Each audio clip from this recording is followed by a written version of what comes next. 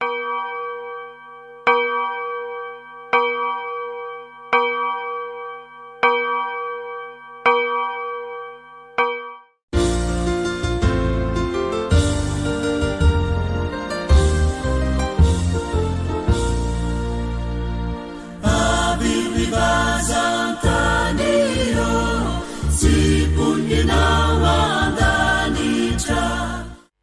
rehetra ny ariavana ny fahasoavana sy ny fiadanana avy amin'Andriamanitra ray sy Jesosy Kristy tompontsika. Amen. Misaotra an'Andriamanitra sika nomeny ity alahady ity hitondrana mbavaka manokana ny toeram-pamonjena zaza Efijekemy manano topaza izany. Ny teny avy ao amin'ny Genesis toko faraky amin'ny 20 ny 9:20 no iompanana izao fampopavahana izao dia manao hoe amin'ny anaran'ny Tompo mitsangana areno ny zaza ka tantano. Iara idera sy anome voninahitra an'Andriamanitra isika riavana ka ny Salamo 5:20 ny 9:9 ary mitsambikina eo amin'ny 9:17 sy ny 4:40 no iombonantsika arahin'ny hira fa 170 amin'ny firana FFPM. Dia ary ara-mitsangana isika rehetra riavana. Ideratsika ny Tompo izany salamo zany manao hoe: Jehova Andriamanitra ny maro, iza no mahery tahaka anao Jehova, ary manodidina anao ny fahamarinanao. Manan-tsandro mahery ianao, mahery ny tananao, avo ny tananao ankavanana. Rary ny fitsarana ny fanorenany seza fiandriananao, famindrampo sy fahamarinana no miaro ny tavanao. Amen.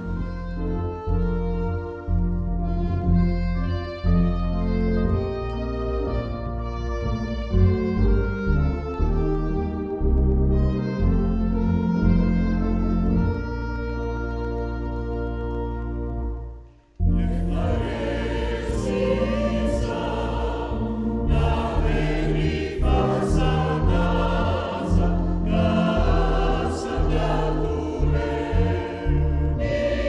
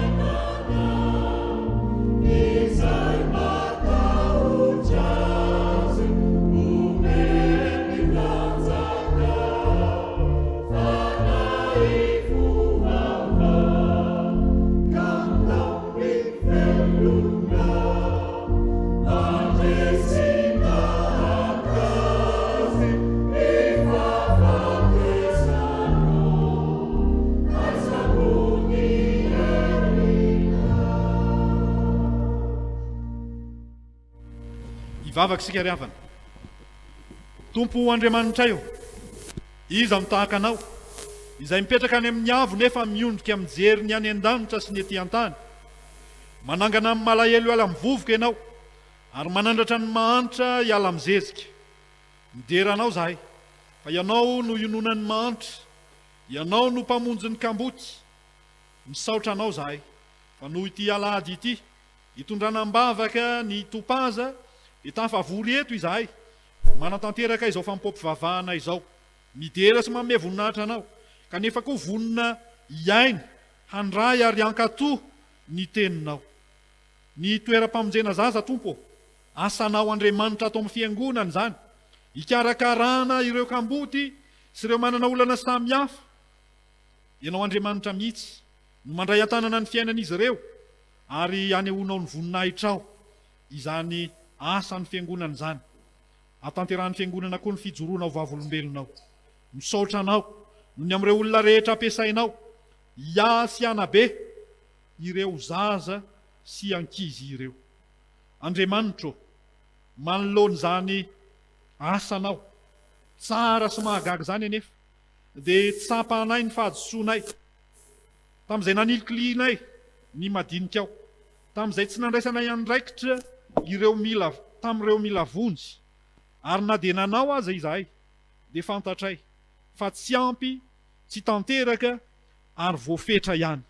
Ko mifona aminao zahay tamin'izay rehetra tsy nataonay, tamin'izay rehetra tsy vitanay ho an'ny mila vonjy rehetra, ary na dia tamin'ny nataonay aza ka tsy tanteraka, tsy araka ny sitraponao, tsy feno, hifonanay aminao zany.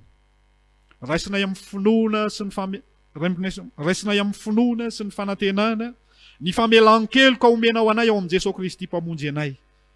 Misaotra raha io. Ny fanahinao masina ane, hiasa mahery aminay, ka handray sy hivelona amin'ny teninao zahay, hitombonay hiatsara isan'andro amin'ny fitondrantena masina, ary ho voninahitra ao ane Tompo izao fiaraha-mivavaka izao. Amin'ny anaran'i Jesosy Kristy Tomponay, amen. Mipetraka ny fiangonana. Tonga eo amin'ny fotoana ankalazana ny tenin'Andriamanitra isika, tonga eo amin'ny fotoana ho an'ny ankizy sy ny tanora. Hitsangana ny ankizy sy ny tanora, ary hiroso ny tompon'andraikitra nitanteraka izany, anatanteraka ny hira fahenina amin'ny 700 ny andininy voalohany isika.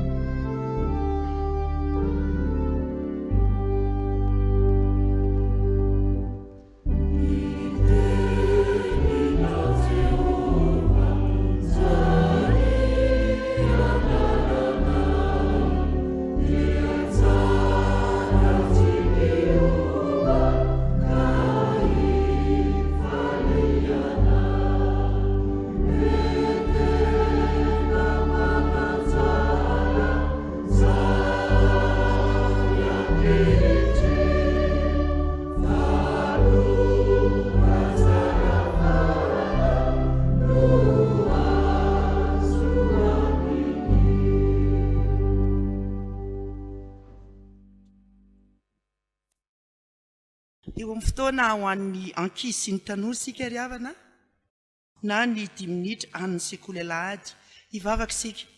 Jesosy, saotranao zahay fa mbola omenao hanina sahaza indray amin'ity fotoana ity, dia mialoava anay tsy lovy amin'ny fanaonao masina zahay, aizanay mitahiry izany. Amin'ny anaranao Jesosy no naovanay mivavakay. Misaotra Tompo, amen.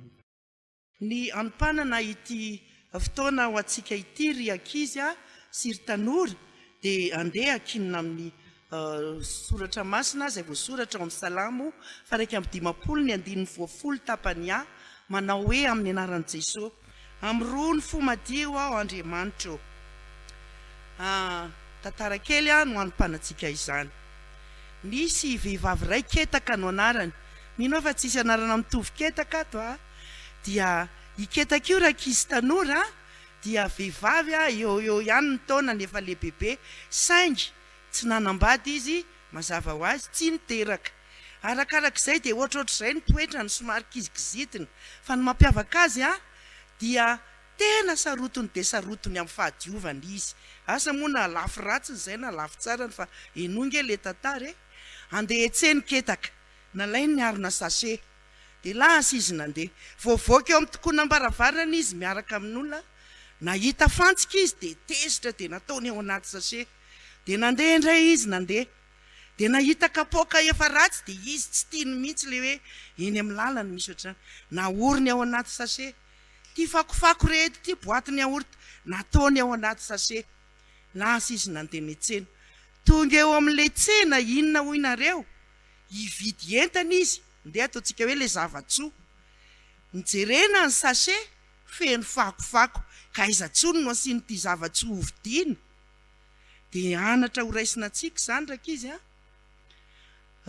am'rony fo madio tena zava-dehibe mifangatahana am'ronan'Andriamanitra fo madio atsika eo amin'ny fiainantsika fotsiny be da be ny fakofako-piainana indrindrindrindra amin'izao teknôlôjia efa mandroso be zao ny zavatra hita izany ny fiarahamonina atsika tena hoe fakofako-piainana daholo fa soa ihany sika fa notinay za ao anatin'ity tenin'Andriamanitra de zay natao amin'ny soratra masina am'rony fo madio Andriamanitra ohatra fampiarana akaiky ndana raka izy mandeha mianatra sekoly alahady zavatsoa le tenin'Andriamanitra ho raisinany mandeha ny andalana de merikerika hoe ry misy mandeha papango rasy lohany hijanona eo jery papango eo de adino ry misy manao babifoty ndeha aloha anao babifoty eo tonga ao amin'le fianarana sekoly alahady mibetsaka ao an-tsaina de le fakofako nangonina tary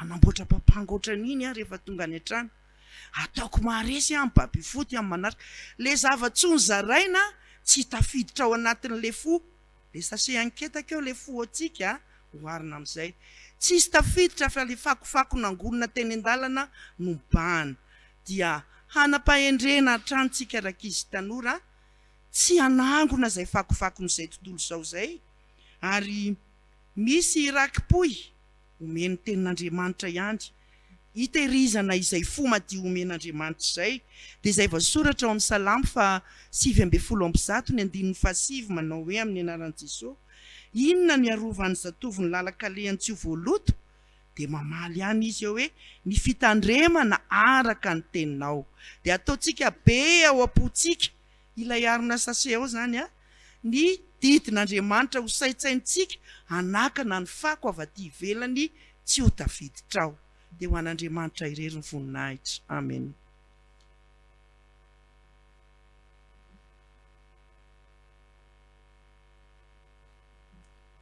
Ataontsika ny andin'ny faefatra amin'ny hira faina amin'ny 700 teo de miroso ao amin'ny mivavaka sy ny vaky-teny isika.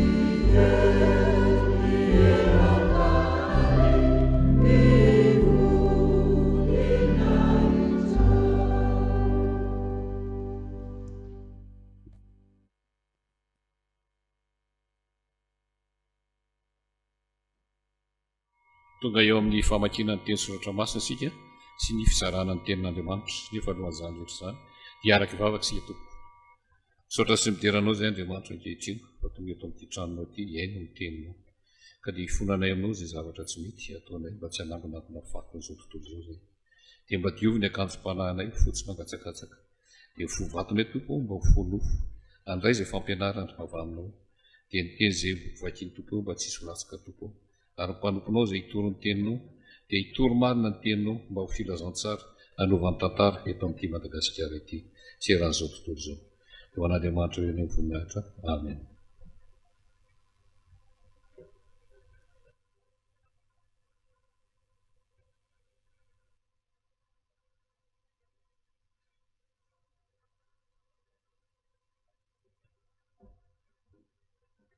amaky sy eny ny teny avy amin'ny soratra masiny sika ry avako izaho dia hitantsika eo amin'ny Daniela toko 12 andininy 9 ka hatramin'ny 13. Daniela toko 12 andininy 9 ka hatramin'ny 13. Rehefa hita izany dia afaka itsika amin'ny anaran'ny Tompo. Ary nandre izany aho nefa tsy nahafantatra dia hoy izaho, Tompoko, anao ahoana ny hafaran'ireo zavatra ireo? Dia hoy izy, andery Daniela fa efa voaorina ny teny sady voaisy tombokase mandra-piavy ny andro farany. Maro ny diovina sy ofitsina ary hozan-toetra, fa ny ratsy fanahy kosa mbola hanao ratsy ihany, ary tsy hisy amin'ny ratsy fanahy ahafantatra fa ny endry no ahafantatra. Ary hatramin'ny andro ampitsaharana ny fanatitra isan'andro sy ampidirana ny fahavetavetana mahatonga fandravana dia isy andro 700 sambatra izay miandro sy mahatratra ny andro 530 fa mandehana ianao mandra-piavy ny farany, fa hitsahatra ianao ka hitsangana ho ao amin'ny anjaranao amin'ny andro farany.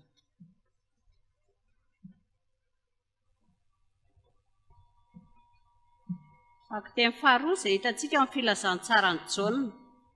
Filazantsaran'ny Jaona andininy toko 120 dia ny andininy 5:10 ka hatramin'ny 7:10. Rehefa hita dia vakitsika amin'ny anaran'i Jesosy ny teny. Rehefa nisakafo izy dia hoy Jesosy tamin'ny Simona Petera, Simona zanako Jaona, moty ava ianao, mihoatra noho ny fitiavany rehetra. Hoy izy taminy, eny Tompo, ianao malala fa tianao aho. Dia hoy izy taminy, fano ary ny ondry keliko.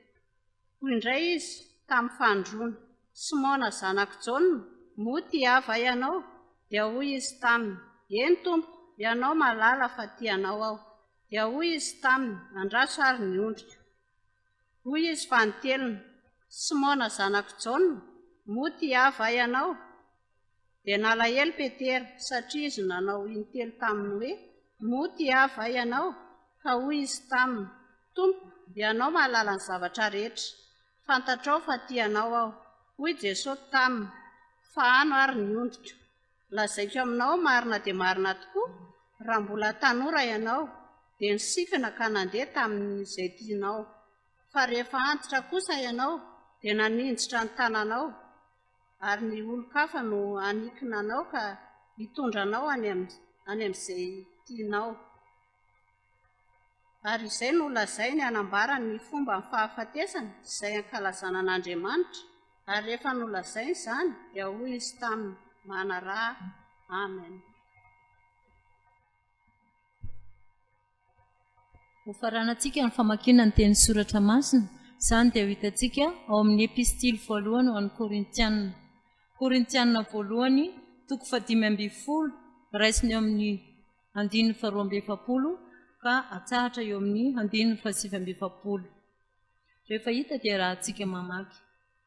Dia toy izany koa fitsanganan'ny maty, afafy amin'ny fahalovana izy, atsangana amin'ny tsy fahalovana.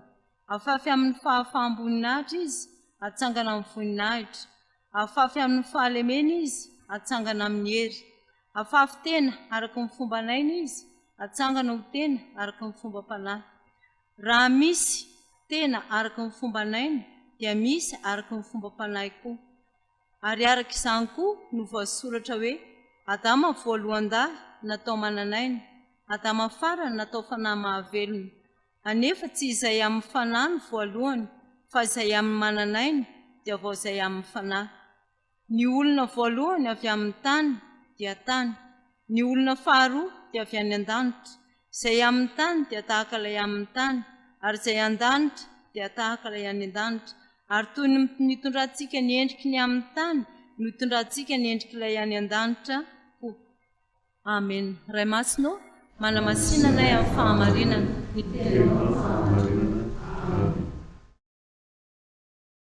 Ny toriteny anio dia Andriamantora kotoary manana ny irina, mpitandrina, talen'ny sampanasa asa fitorinan'ny filazantsara Efjekema. eo am-pitsanganana no natanterantsika ny hira fahaenina ambin'ny folo amin'ny firana fanampiny hitserahana izany hafatra Andriamanitra izany.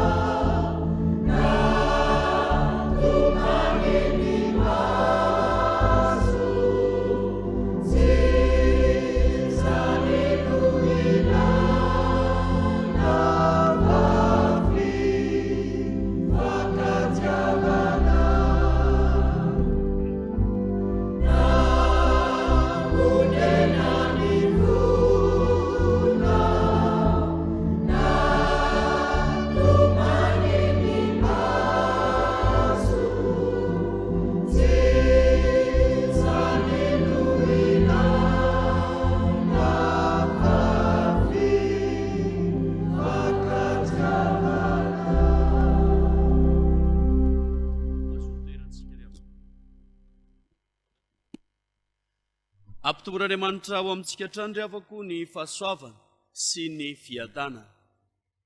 Misaotra an'Andriamanitra lehibe sika fa manana anjara amin'ny asan'ny fiangonana dia ny asa topaza na ny toeram-pamonjena zaza izay napetraka ho andraikitra sy asantsika fiangonana hiary eo zaza tsy manam-piahy ary atolotry ny lalam-panjakana hananantsika andraikitra eo anivon'ny zanaka malagasy.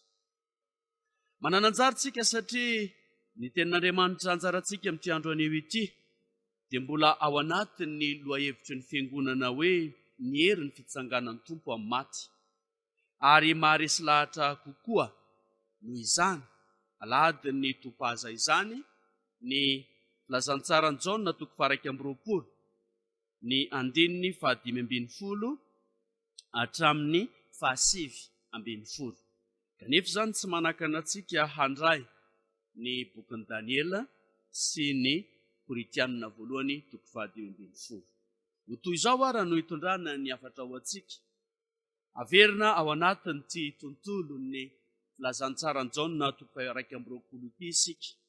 Rehefa izany dia misy fahamarinana efatra asongaditsika ka anjary afatra mandidina izao alahady ny topaza sy ny mbola ankalazantsika ny fitsanganany tena amin'ny maty izao. Ny filazantsarany jaona toko 2 no mamara ny afatra izay nampitondraina any jaona.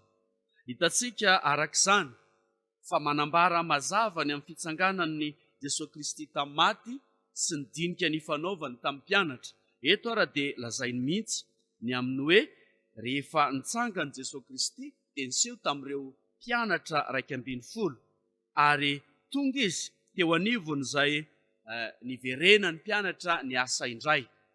Dia teo ampisakafoanana no nantsony aviary misakafo. Dia teo ampisakafoanana izy izao manafatra ny Petera izao amin'ny 5:20 hatramin'ny 7:20 izao. Zay rehefa mifarana io dia niteny indray izy manao hoe manarà ahy.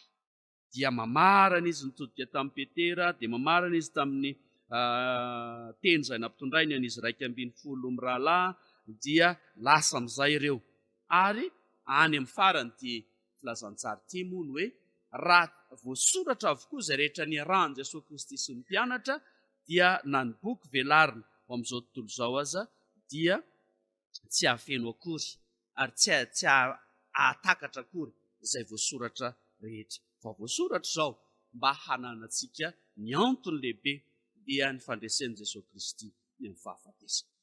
Inona raha ireo lesona na fahamarinana efatra asongadiny izao teny izao. Ny 5:20 ary efa nisakafo izy dia hoy Jesosy tamin'ny Simona: ry Simona zanak'i Jaona, moa ny fitiavanao? Mihoatra noho ny fitiavan'ireto. Dia ny fahamarinana voalohany dravako dia izao: rehefa nisakafo izy, ny afatry ny herin'ny fitsanganan'ny tompo amin'ny maty dia mamerina indray eo amin'ireo mpianatra hoe ataovy zava-dehibe izao atao voafahatsiarovana rehefa misakafo indray ianareo. Zava-dehibe tamin'i Jesosy Kristy zany ny hoe eo ampisakafoanana ny nanangonany azy ireo farany, dia eo ampisakafoanana indray no anirany ireto mpianatra reto. Averina amintsika zany dravako fa zava-dehibe amin'i Jesosy Kristy ny hoe omeo sakafo aloha mba iaraha-komana mba ahafahana mifanafatra. Eny mety hiteny sika amin'ny vanim-potoana ankehitriny manao hoe na ny sakafo iaraha-komana ary zao efa manahirana. Fa izay kely ananana na izay kely omen'ny tompo ny tiany tompo resany, satria hitantsika tsara fa niseho tamin'ny mpianatra 2:20 Jesosy Kristy izao manafatra izao dia niteny izy hoe aviary miara-misakafo. Averintsika kristianina zany dravaka ary tian'Andriamanitra averina amintsika fa ny herin'ny fitsanganan'ny tompo amin'ny maty dia herin'ny misakafo indray, zany hoe manambara fahavelomana izany fiaraha-misakafo zany. Fa amin'ny kristianina ilay fiaraha-misakafo dia miverina indray eo amin'ilay nanambarany Jesosy Kristy ny tenany hoe tsy ny mofo ihany ny iveloman'ny olona fa ny teny rehetra izay aloky ny vavan'Andriamanitra. Tiany Jesosy Kristy averina amin'ny mpianatra indray zany manao hoe rehefa omena sakafo ny olona dia eo no anirahana azy indray hahatanteraka iraka vaovao dia ny herin'ny fitsanganany tena amin'ny maty. Tsy afaka maniraka azy ireo Jesosy Kristy amin'izay tsy fiombonany, ny amin'izay fisaratsarahany amin'ny hoe hevitry ny hoe lasa tokoa ilay tarika atsika, lasa tokoa ilay Jesosy Kristy izay natao filamatra, fa naveriny mihitsy hoe miainga eto indray isika fa eto no hitsanganany tena amin'ny maty. Rehefa malala rehetra amin'ny tompo tia amerina amintsika izany soratra masina izany manao hoe eo amin'ny fiangonana no andrenesantsika ny tenin'Andriamanitra, io indray no sakafo vaovao iainantsika ka andehanantsika miely ilazany amin'ny fahatsarany Jesosy Kristy dia izao hoe ny nofo dia mandresy ny fahafatesana. Ny fahamarinana faharoa dia ilay hafatra voalohany nampitondraina ny Petera, hoy Jesosy Kristy taminy hoe moa ny fitiavanao mihoatra noho ny fitiavan'ireto. Dia hoy izy taminy: iny tompo, ianao malala fa tianao dia hoy izy taminy: fa ano azy miondrikely. Eo ampisakafoanana ihany no manafatra any Petera sy mananatra mafy any Petera ary manontany mihitsy, ary ny heviny dia tena sahirana mihitsy Petera mieritreritra hoe fa ahoana ary ny hoe ny fitiavako no anontaniana hoe mihoatra noho ny amin'ireto 10 hafa ireto ve ny fitiavanao ahy.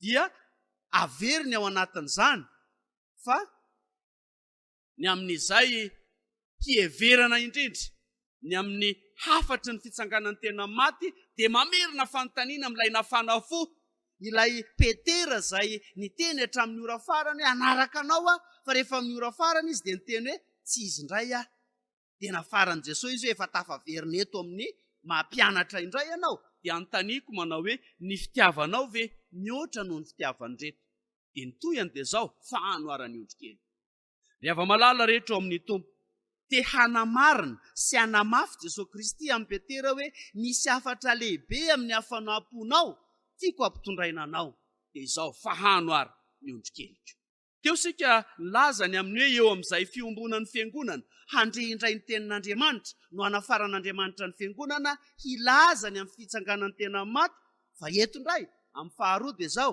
i Petera mihitsy no hafarana ny amin'izay hafanam-pony hoe fahanoara ny ondrikeliko miandraikitra izany ry havako amin'ny asan'ny fiangonana izay iarahantsika malala amin'ny vanim-potoana iainana ankehitriny fa na ny fotoana iarahan-komana azy iaraha misakafo azy dia efa manahirana antsika fa efa lasany amin'ilay toe-tsain'ilay hoe misakafo aingantsika andana samy mandeha amin'izay andehanany dia any ny ankizy moa any amin'ny kantina ny ray aman-dreny ao anaty fiara na any amin'ny hotely maimaika no misakafo na ny hariva aza dia samy reraka fa eto tena hafarana mihitsy hoe omeo hanina na omeo sakafo ny ondrikely mazava ho azy zany fa ny madinika na ireo zay ankizy no ilazana voalohany an'izany hoe fahano ireo amin'izay heverina ho sakafo sahaza ho azy tena entanina zany tsika ry havako tsy anao ambanin-javatra ny sakafony ankizy ny antony voalohany dia zao afaka 20 taona ireo no avin'ny fiangonana ireo no avin'ny asan'Andriamanitra ary nitsinjo lavitra Andriamanitra no miteny an'izany hoe ry Petera fahano ny ondrikely fa fahanana ihany koa izy amin'ny tenin'Andriamanitra satria ireny lay izarana sahady lay voalaza nobola ny zaro amin'ny lalana tokony alehany ankizy fa rehefa antitra ary izy dia tsy hanadino an'izany ny fanazarana azy ny fiainan'ny fiangonana ny fanazarana azy iain'ny tenin'Andriamanitra ny fanazarana azy ny fitsim-piainana kristianina no manomana sahady ny fiainan'ny fiangonana any aoriana tsy hoe manomana fotsiny fiainan'ny ankizy ao aoriana fa manomana ihany koa ny fiainan'ny fiangonana ary mitoy moa zany ry havako amin'ny fiainan'ny firenena any aoriana ireo no olona hitantana indray ary indrindra hananandraikitra indray eo anivon'ny firenena ka mila fanana fa ny famanana fahatelo tsy hoe ny tenin'Andriamanitra ihany na koa ny sakafo ihany fa tena fanana ihany koa izy amin'ny fomba sy ny fihetsika rehetra ary sika lehibe zany no antony zany amin'ny fitariana azy ireo amin'ny modely mpitenenana modely mpitondran-teny modely ny teny-pitiavana sy izay tiatsika handrafetana sady ireo zanak'Andriamanitra sy ireo zaza andraikitsika ireo tena adiditsika lehibe zany amin'izay fahenona ny tenin'Andriamanitra zany ny mitarika ho modely ireo zaza ireo ary ho taafiny ny amin'izay ho fiainako avy fahamarinana fahatelo fanontaniany Jesosy Kristy ihany tamin'ny Petera eo amin'ny 9:40 hoy indray izy tamin'ny fanondrony Simona zanak' Jona moty hava ianao dia hoy izy tamin'ny eny tompo ianao malala fa tianao dia hoy izy tamin'ny andraso azy ny ondriko rehefa malala rehetra ao amin'ny tompo hamarininy Jesosy Kristy amin'ny Petera indray ny alohan'izao izy dia nanafatra hoe ave hiara misakafo aorianan'izay izy dia niteny hoe fahano ny ondrikeliko fa eto indray izy dia miteny hoe andraso ary ny ondriko tsy misy ondrikely tsony nytoy fa andraso ny ondriko apetraka Jesosy Kristy amin'ny Petera indray amin'ny hafanam-pony manao hoe ianao ny efa nitarika an'ireto apôstôly reto dia tario lalana izy amin'ny fitsim-piainana izay niarahantsika izay nampianarina antsika izay niarahako taminareo tamin'izay nanomezana ny atao hoe ny nofo dia mety maty mety noana mety hiarany ny aretina sy ny fahafatesana fa izao ity nofo ity dia mandresa ny fahafatesana ka mitsangana amin'ny maty dia andraso ireo ondry ireo ny fiandrasan'ondry tamin'ny fotoan'andron'ny vanim-potoanan'i Jesosy Kristy dia eo aloha mandrakariva ny mpitarika ny mpiandry ary dia manaraka moramora izay andrasana rehetra dia amin'izay tany andehanan'ilay mpitarika amin'izay lalana hitondran'ilay mpitarika mahatateraka izany ny any amin'ny filazantsarany Jaona ny tanàn'i Jesosy Kristy zany mpiandry tsara mahatateraka izany ny amin'ny bokin'ny Salamo 7:20 hoe Jehova no mpiandry ahy ny amin'izay fiheverana ny amin'ny hoe ny fiandrasana ny ondrin'Andriamanitra dia misy olona nomena andraikitra hitarika ary zany fitariany zany no anarahany onjy. Dia mety efa mitsika fiangonana vanim-potoana ankehitriny koa zany reava fa ny fiandrasana ny ondrin'Andriamanitra dia milaza hoe zay rehetra nandray ny herin'ny fitsanganan'ny tompo amin'ny maty dia lasa mpitarika ary dia arahany olona rehetra amin'izay heverina hoe toy izao no endrika izany mpitarika izany. Dia fantatritsika tsara fa fiteny eto amin'ny fiainantsika malagasy ny hoe tsy misy jamba mitarika jamba, fa tsy maintsy ny mahiratra no mitarika ny jamba. Tsy misy koa izay manao taribato vilam-bava ka hafa ny tondron'ny molotra, hafa ny tarihan'ny tanana. Fa amintsika kristianina dia zao, izay rehetra no menandraikitra dia natao hitarika eo aloha. Isika zany zao ny atao hoe mitarika indray satria mandray ny fandresen'ilay fitsanganany tena maty, satria fantatra izao tontolo izao. Fa amin'izao tontolo izao dia zao ny nofo ihany ny manan-kery ary eo amin'ny nofo ihany ny fiafarany ny fifaliana sy ny fahafinaretana. Fa isika kristianina mahafantatra tsara fa teo amin'ny nofo no nanehoan'i Jesosy Kristy hoe tsy maintsy resy, tsy maintsy maty. Fa misy nofo mitsangana tamin'ny maty dia izay miara-miaina amin'i Jesosy Kristy. Dia izay fandresen'ny fitsanganany tena maty izay no isariantsika n'izao tontolo izao. Handeha eo aloha mandrakariva ny amin'ny hitariany, ny amin'ny fahazavan'ilay hoe fandresen'ny fahafatesana. Azo resena ny nofo, azo resena tsara ny fanjakan'ny nofo sy fanjakan'izao tontolo izao, hitariantsika ny fanjakan'i Jesosy Kristy dia ilay mandresy ny fahafatesana. Hevitra faharoa dia mitovy amin'izay ihany. Ilay hoe teo amin'izay famahanana ny ondrikelin'Andriamanitra dia tsy maintsy mijoro ny olona lehibe mandray ny fitsim-piainana kristiana ho modely sy ho tarafin'ny ankizy. Fa eto indray dia zao, izay rehetra nandray an Jesosy Kristy ho tompo sy mpamonjy dia tonga filamatry ny hafa ary mitarika ny rehetra eo amin'izay fandresen'ny fahafatesana izay. Eny mety milaza zao tontolo izao hoe mafy ny fiainana, mety milaza zao tontolo izao hoe ady ny fiainana, mety mieritreritra ny hafa fa manao hoe tsy mitsafa avoaka tsony ity. Fa eo amin'izay fandresen'ny nofo ny fahafatesana nataon'i Jesosy Kristy dia mazava ny lalana. Fa izay rehetra miaraka amin'i Jesosy Kristy dia mandray izany atao hoe fandresen'ny fahafatesana izany. Tena zava-dehibe eo amin'ny fiainana kristianina zany ravako, ny fisian'ny mpitarika ho modely amin'izay fandresena ny fahafatesana izay. Isika kristianina mandray ny famonjen'i Jesosy Kristy izay. Famarinana farany eo amin'ny andininy 7:12. Hoy izy fanontelo, Simona zanaka Jaona, moty hava ianao. Dia malahelo Petera satria izy nanao intelo taminy hoe moty hava ianao. Ka hoy izy taminy, Tompo, ianao mahalala ny zavatra rehetra, fantatrao fa tianao. Hoy Jesosy taminy, fahano ary mihotritra. Ny fahamarinana fahatelo tsy hoe andrasana fotsiny ireo ondrin'Andriamanitra, fa fahanana ihany koa ireo ondrin'Andriamanitra. Ary zany dia nampalahelo an'i Petera ny hoe intelo ve Jesosy Kristy ny manontany amiko hoe tiava ianao, ny fitiavanao ve mihoatra ny fitiavany reto? Dia misy tahaka izany mihitsy rehavako amin'ny fiainana kristianina. Amin'izay fiheverantsika fa nandray marina ny fandresen'i Jesosy Kristy ny fahafatesantsika dia misy mahonena, misy mampalahelo amin'ny fitondrantena kristiana satria indraindray dia mampivaraontsana hoe mbola misy ihany ve ny kristianina, mbola misy ihany ve ny manaiky ny fitsanganany tena maty sy ny fandresen'ny nofo teo amin'ny fitsanganan'i Jesosy Kristy amin'ny maty. Fa tena izany mihitsy nahatonga ny Petera nalahelo mafy. Efa fantatry Jesosy Kristy izao fa maty azy, efa fantany izao fa niverina tamin'izay nandavako azy tamin'ny alohan'ny namantsihana azy tamin'ny hazo fijaliana kanefa mbola anontaniany ihany. Dia mety efa amintsika kristianina mivaninandro ankehitriny koa zany. Tsy mahazo mieritretsika ny amin'ny hoe mandeha ho azy ny fitiavantsika an'Andriamanitra, mandeha ho azy ny fitsim-piainana kristianina, fa tsy maintsy hijoroantsika fatratra ny hoe moa hamarinitsika isanandro isanandro ve fa tiatsika Andriamanitra ary tiatsika izy. Izany no manjoa amin'ny Petera eto. Ny hevitra zany dia zao, mamarana indray Jesosy Kristy hoe fahano ary ny ondriko. Teo tarihany voalohany izy ny fahamarinana faharoa dia niteny hoe fahano ary ny ondrikeliko. Fa eto indray izy fahano ny ondriko. Tsy vitany hoe andrasana fotsiny ireo, fa amin'izay heverana azy dia mila fahanana amin'izay heverana azy. Voalohany dia mazava loatra fa fahanana amin'ny sakafo izy, satria izany mihitsy no fahoriany izao tontolo izao. Ary indraindray izao tontolo izao dia tena mitady mafy mihitsy ny amin'ny hoe izay hanina ihany, izay hohanina ihany, ary lasa ny kibony aza no Andriamanina. Fa eto tena averina mihitsy hoe fahano amin'ny fomba ara-dalàna ny olona.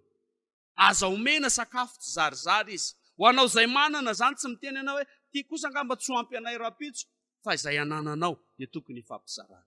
Amin'izay heverinao fa hitondrana ny olona eo amin'ny fiangonana, satria izany manahirana ny olona izao rehefa tsy hamonjy fiangonana izy dia ny ilazainy voalohany dia zao, tena tsy afa-mitraka mihitsy mbola tsy maintsy mbola hitady ny hoanina fa ny anay mantsy ny hoanina rapitso ary efa lany androany dia izay mihitsy no amerenan'Andriamanitra any Petereto amerenantsika kristiana hoe aza variana isika fa ny olona variana amin'izay hanina hoanina fa isika efa nahazo izay anjarantsika satria isika mivavaka isan'andro isan'andro dia amin'io omeo anay an'io izay hanina sahaza ho anay dia amerenan'Andriamanitra iny sahaza iny no aniran'Andriamanitra hoe amahanantsika ny hafa mba ho antsika izay nandray ny fandresen'ny fitsanganan'ny tena maty dia iran'Andriamanitra ihany koa isika hizara ny tenin'Andriamanitra ary zany ilay atao hoe fitorinan'ny filazantsara hizarany amin'ny hatsaran'izany atao hoe mandresy ny nofo rehefa mandray an' Jesosy Kristy tompo sy mpamonjy dia tonga mpandresy na dia izao tontolo izao manahirana azy dia azo resena satria tompo mihitsy ny efa nyteny ety amin'izao tontolo izao ny ahitanareo fahoriana matoky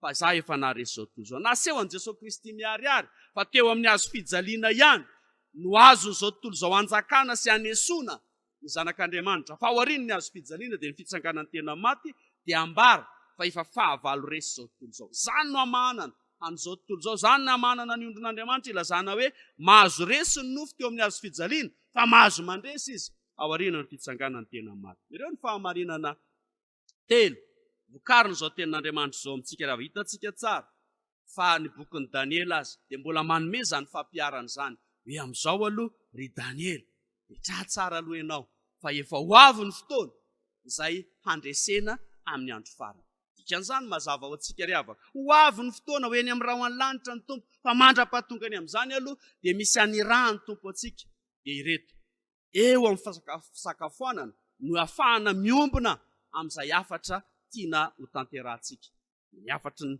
fiombonana sakafo aloha fa eo koa ny fiombonana eo amin'ny fiangonana handrenesantsika ny afatry ny tenin'Andriamanitra hambara amin'ny hafa izany fa eo amin'izay fiaraha-misakafo no anirahany tompo antsika indray ary Petereto no filamatra nataon'i Jesosy Kristy hoe mihoatra andreo ve ny fitiavanao dia mamahana ny ondrikelin'Andriamanitra aza adiny havako tsy manao ambany zavatra ny madiniky ny tompo izay eo ambany adidy tsy andraikitsika manomboka eo amin'ny zanantsika izany ary sika fiangonana izao manana ny asa topazy dia tena zava-dehibe amintsika zany hoe jereo no avin'ireo ankizy ireo andeha tohanantsika izay asa iombonan'ny fiangonana amin'ny fanohanana betsaka moa ny asa izay anirahana antsika ikarakarandreo fa ireo zany tsy hoe fahanana sakafo fotsiny ireo zaza ndraikitry ny topaza ireo fa misy ny hoe tsy maintsy ampianarina tsy maintsy ampitafiny tsy maintsy jerevana sady no aviny 7 no isa efa misy ny universitaire fa mbola misy zay ao anatin'ny garderie dia ireo zany andraikitsika ny hoe inona no ataontsika fiangonana inona no asantsika kristianina raha ireo no andraikitra omen'Andriamanitra atsika fa ao anatin' izany fiombonana izany no iantson'Andriamanitra atsika hoe andraso ary ny ondrika ny fiandrasana ny Andriamanitra ho an'izay rehetra mitarika miray aman-dreny izay rehetra mitarika dia tsy hoe andrasana fotsiny amin'ny fomba mahazatra fa tarehina izy ireo amin'izay ahamodely ny fitondran-tena kristianina ny fiteny kristianina ny fomba kristianina mba ho tarafin'ny olona manoe ianareo tokoa ny fahazavana sy fanasin'izao tontolo izao ary ny farany dia izao tena antson'Andriamanitra isika hitarika ny amin'ny famahanana ny ondrin'Andriamanitra satria eto amin'izao tontolo izao efa betsaka ny sakafo izay aseho indraindray raha sakafo tsy mitondra ho amin'izay fahatsarana akory dia tsy maintsy isika kristianina indray no mitarika izao ny atao hoe sakafo amin'ny fomba ny zanak'Andriamanitra ary tia ny sakafo mahavelona fa ny farany dravaka dia tena apresiantsika ny olona rehetra mandray zany afatry ny tenin'Andriamanitra zany dia ry amin'ny 7 izy manafatra hoe manaraha ny olona manaraka an' Jesosy Kristy dia ny olona mandray ny afatry ny tenin'Andriamanitra hoe andraso ny ondrikeliko fahano ny ondrikeliko fahano ny ondro anjarantsika kristiana indray ny fahazavan'i Kristy ary zao no manohy izany lalan'i Kristy izany ary indray mitondra ny herin'izany fitsanganany tena maty izany anambarana amin'izao tontolo izao fa ataon'Andriamanitra hafa ny manompo azy sy ny tsy manompo azy ary tsika manana asa izay andrasan'Andriamanitra atsika dia amahana ny ondrikelin'Andriamanitra hiandry ny ondrin'Andriamanitra ary amahana ny ondrin'Andriamanitra anaraka ny Kristy isika mandra-piaviny eny amin'ny raha any lanitra ho azy rery ny voninahitra mitoetra-betsaka amintsika ny tena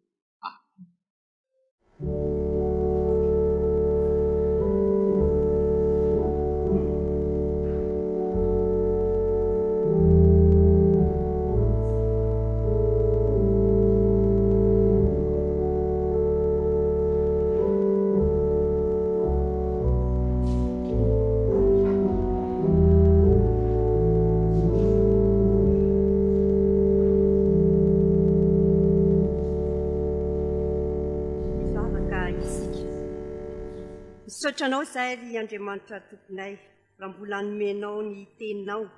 Ny teninao dia mitaky fiovampenitra ho anay, mitaky fiovampo, mitaky fiovampamindra ho anay, mitaky fanavaozana ho anay koa izay tsy hahavery anay.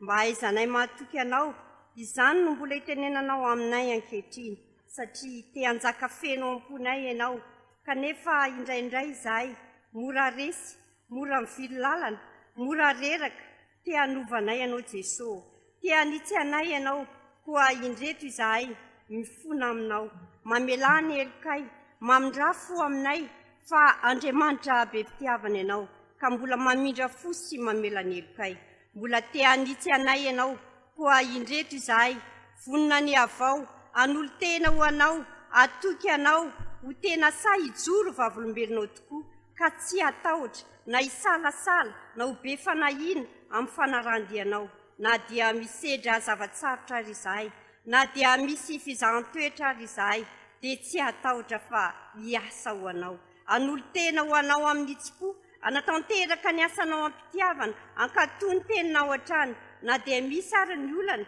dia tsy hatahotra, tsy ho kivy fa hifikitra sy hatoky anao hatrany eo am-panatanterahana ny asanao. Mivavaka izahay ho an'ny toeram-pamonjena zaza, mba ianao tokoa no hiahy ireo zaza ireo, hijery manokana ireo zaza ireo, mba ho zaza endry sy hanao anao tokoa, ka ianao no hiara-mandeha amin'izy ireo, mba hatrara ny tanjona izay tratrarina. Ka io ny tale mivady, ny borompitantana, ny tompon'andraikitra rehetra eo amin'izany toeram-pamonjena zaza izany, mba omenao hery, omenao tanjaka, omenao fitiavana, omenao zotopo, firaisan-kina, firaisan-tsaina eo amin'ny fijerena ny asanao Andriamanitra. Na dia sarotra ny asa izay tanterahana, na dia misy ary ny fitsapana, ny zavatsarotra lalovana, dia mahatoky anao foana izahay. Ianao no hanome anay ny tolo-tsaina Tompo, ianao no hanome anay fitaovana, ianao no hanome anay vola, ianao no hanome anay fahasalamana, ahafahanay manao ny asanao. Meo fo mazoto izay Andriamanitra, meo fitiavana izahay, hoentina manatanteraka ny asanao. Mivavaka izahay ho an'ny foibe FJKM, ho amin'ny borompitantana rehetra, ny tompon'andraikitra rehetra, mba ho tafiny ny herinao, eo amin'ny adidy sarotra izay toto-saina izy ireo, iantsoroana izy ireo, ianao tompony hanome hery azy ireo, eo am-panatanterahana izany adidy izay tanterahana izany. Tsy mora tompony asanao, ka ianao ny hanome tolo-tsaina hatrany, ahafahany manao ny asanao. Ny vavaka ry Tompo dia tsy ampy, ka akambanay amin'ilay vavaka mamindrindra izay nampianarinao mpianatrao, fa izay manao io. Rainay sy izay nandany, ho amasina ny nanao, tonga ny fanjakana, ataon'ny sitraponao, itiaton'ny lavitra. Meo anay io izay ny sasoanay, ary mamelany elokay, tahakina amin'ny sy ny elokay, ary eza mitondra ny fakapana, manafany amin'ny asy, anao fanjakana sy ny ary voninahitra mandrazay. Amen.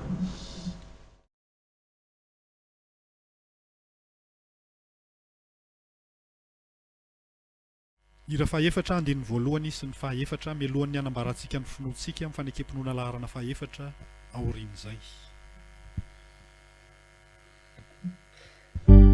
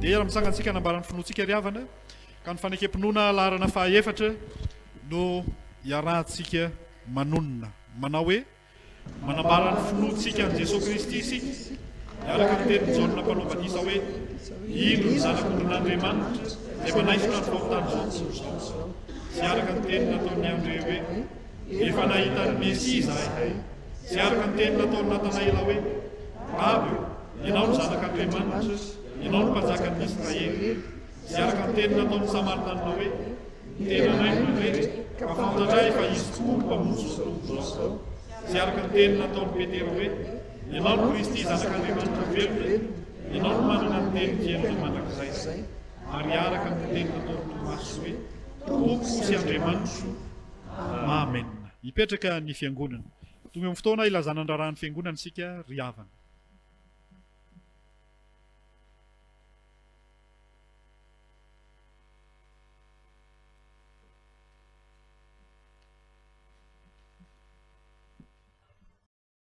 dia manona trano ny fiadanan'ny tompo amintsika rehetra ny havana ary dia ampifaliana no anolorana ny afatry ny topaza amin'ity alahady maraina ity. Mitsangana ary no zasaka tantany fa ataoko firenena lehibe izy. Genesis 1:20 ny andiny ny 7:20. Ry havana, amin'ny anaran'i Jesosy Kristy lohan'ny fiangonana no amangina sy arabanantsika rehetra. Ampifaliana trano ny manomona ny fiadanan'ny tompo ho antsika rehetra mpianakavy ny finoana manerana ny sahany FJKM amin'ity andro alahady 17 volana aprily ity, izay alahady natokany fiangonan'i Jesosy Kristy eto Madagasikara ho fitondrana ambavaka ny asa Topaza FJKM. Asa masina ny raisin'ny fiangonana ny Topaza araka ny afatry ny tompo hoe mitandrema fandrao manao tsinotsinony na dia ny iray aza amin'ireny madinika ireny. 7 taona lasa izay no nanokafan'ireo misionera protestanta frantsay tany Vonizongo ny asa, izay nodimbiasantsika ny fitantanana azy rehefa nandao antsika izy ireo tamin'izany fotoana izany. Ary ankehitriny dia eto Ambohipotsy no misy azy. Isaoran'Andriamanitra tompony asa no ny fitantanany. Manolotra fisaorana antsika rehetra hatrany izay mitondra mandrakarivam-bavaka ny ankany. Makasitraka anareo fiangonana, sampana, fikambanana, fianakaviana, olon-tsotra, malagasy tamin'ny fanampiana samihafa ho azy 7 mianadahy izay rotaona no zandriny indrindra. Toy ny sakafo izany, ny fitafiana, ny fitaovam-pianarana sy ny sisa sy ny sisa. Mankasitraka sady antsika fiangonana ny amin'ny adidy sy ny rakitra fanaontsika isaky ny alahady ny Topaza, ary manentana antsika koa izay entany mpitiavana anampy izany hatrany fa tena zava-dehibe ho azy ireo izany, ary indrindra tena antsika FJKM manontolo ny asa Topaza. Raha sitrapon'ny tompo dia ankalazan'Andriamanitra noho ny 20 taonany ny orenany Topaza ny taona 420. Koa maniry antsika rehetra hitondra ambavaka izany fikasana izany. Mahatsara ambavaka sy mampahery ny FJKM sy malagasy rehetra noho ny rivodozany efa nisy teto Madagasikara. Hitondra ambavaka ny firenena sy malagasy ho amin'ny fifidianana rehetra mba ho fampandrosoana marina ny malagasy ny firenentsika. Dia ho an'Andriamanitra irery ny voninahitra amin'ny anaran'ny Birao sy ny komity manontolo, ny filoha Randrianjavoany, ny Tale Rakotoarivony Tantely.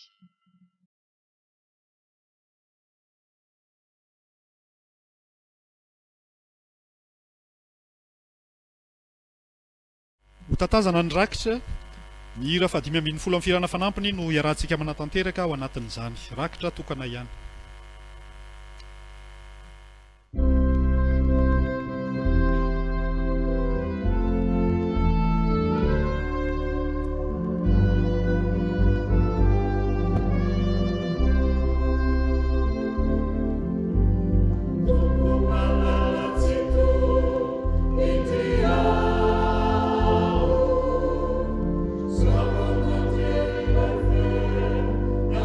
Love.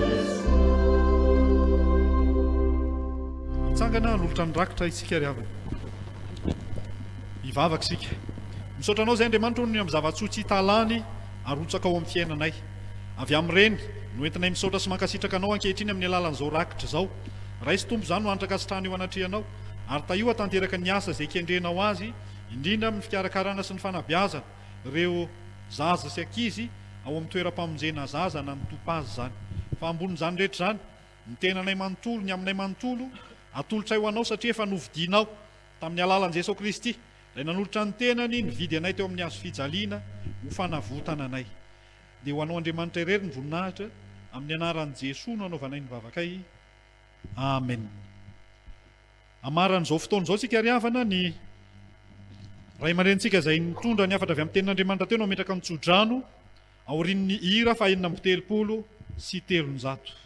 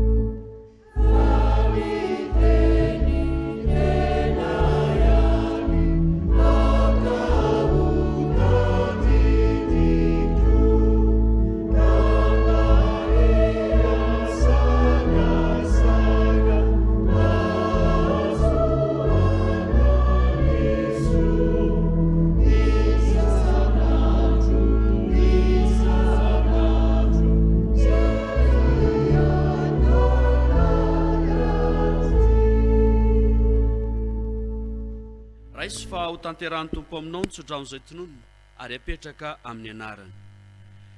Jehovah mahatsiaro ka mitahantsika, hitany taranak'Israely izy, hitany taranak'i Arona izy. Ho tahiny izay matahotra ny Jehovah na ny kely na ny lehibe. Jehovah ny ampitombo anareo, dia nareo mba mizanakareo. Hitahanareo ny Jehovah mpanao ny lanitra sy ny tany. Amen. Petraka mivavaka mangina isika.